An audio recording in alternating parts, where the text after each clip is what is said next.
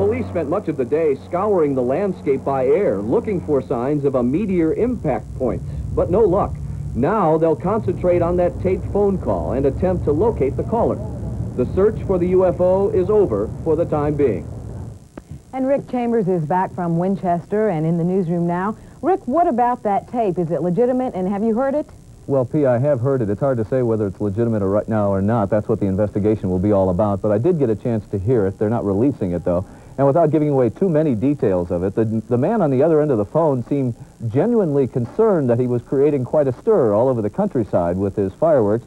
He said that he had a leftover aerial bomb from the 4th of July, purposely went out into the country to get rid of it. Instead of just throwing it out, he wanted to set it off. And he purposely, he said, went away from everybody and did it. What he didn't realize, though, is that the farms were up on hills and he was kind of down in the valley, and it created quite a stir out there. So right now it seems as though it was fireworks. The police are going to investigate a little further. We probably won't know for sure for about another week or so. All right. Thank you very much, Rick. Well, we apparently have solved the Winchester, Kentucky mystery, but let's go back now to what I was talking about earlier, the UFO sightings from Louisiana to Illinois to Maine, all up and down the East Coast. Tom Boone is the director here in town of the Rock Planetarium at U of L. And Tom, what are people describing around the eastern part of the country that they viewed in the sky?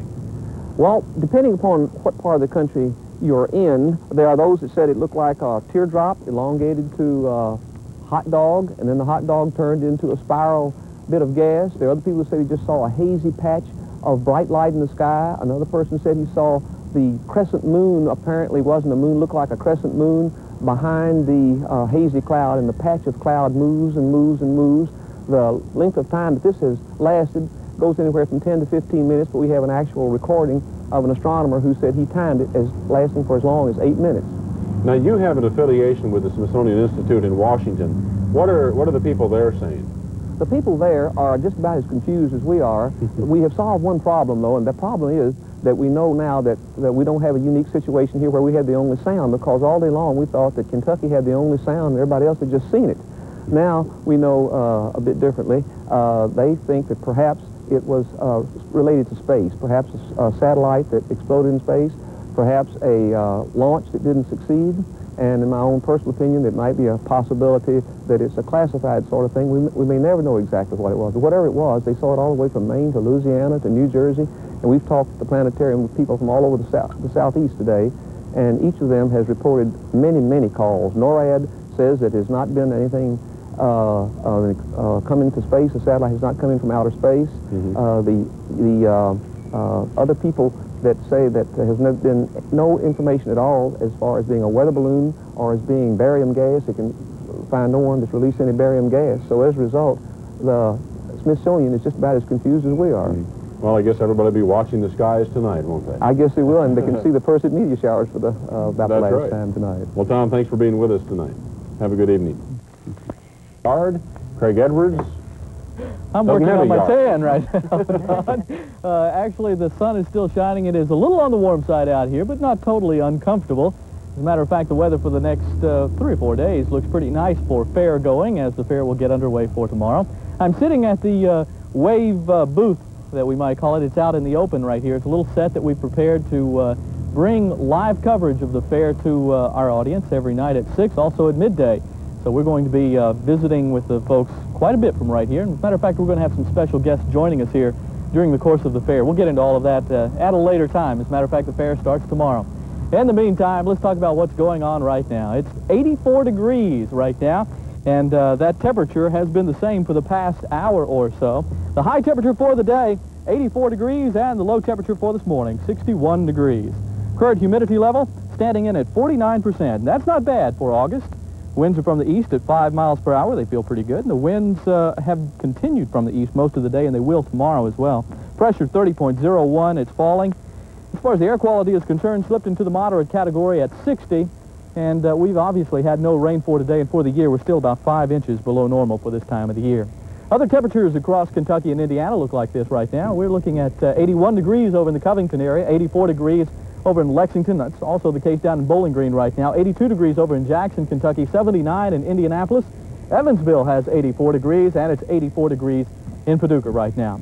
On the national map, something very interesting occurred earlier today. A low-pressure area that moved off the Gulf waters into southern Georgia and southern Florida, or northern Florida, I should say. This low-pressure system almost became a tropical disturbance as it was over the ocean this morning. It actually lost its strength as it came over land, but some areas around Florida picked up as much as 5 inches of rain from this storm system. It's expected to track on up the Atlantic coast. Some areas of eastern Kentucky should see some showers out of this system as it moves on to the east, but it does not look like it's going to reach as far back as Louisville. As a matter of fact, Lexington shouldn't see showers from this system either. Partly cloudy skies continue now, and cloudy skies across much of the southeastern states, thanks to a frontal system that's stalled out and is beginning to die now. Scattered showers along the Atlantic coast. Back in the midsection of the nation, a low-pressure area is the dominant force. This low should continue to move to the north and weaken. Trough of low pressure trailing off of it, another one stretching over into southern Illinois is not going to be a problem either. As a matter of fact, high pressure is going to continue dominating our weather over the next couple of days, and that means that we're going to stay in pretty much the same pattern that we have seen. So it looks like good weather for the beginning of the fair over the next few days. Back over to the west, heavy rains in Iowa. Des Moines picked up 3 inches of rain this morning, and that 3 inches of rain caused some street flooding around Des Moines, so they had lots of cars that stalled out in the streets.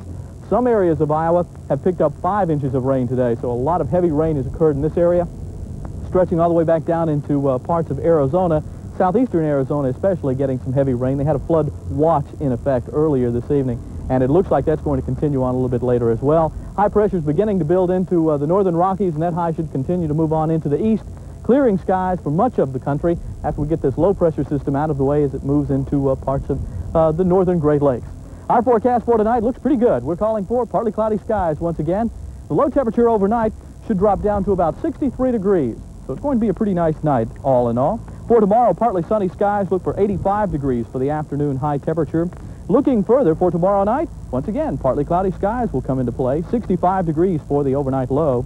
And the extended outlook on Friday, we're looking for lots of sunshine. The high temperature should reach 87 degrees. Saturday, partly cloudy and 88. And Sunday, partly cloudy and 88 degrees.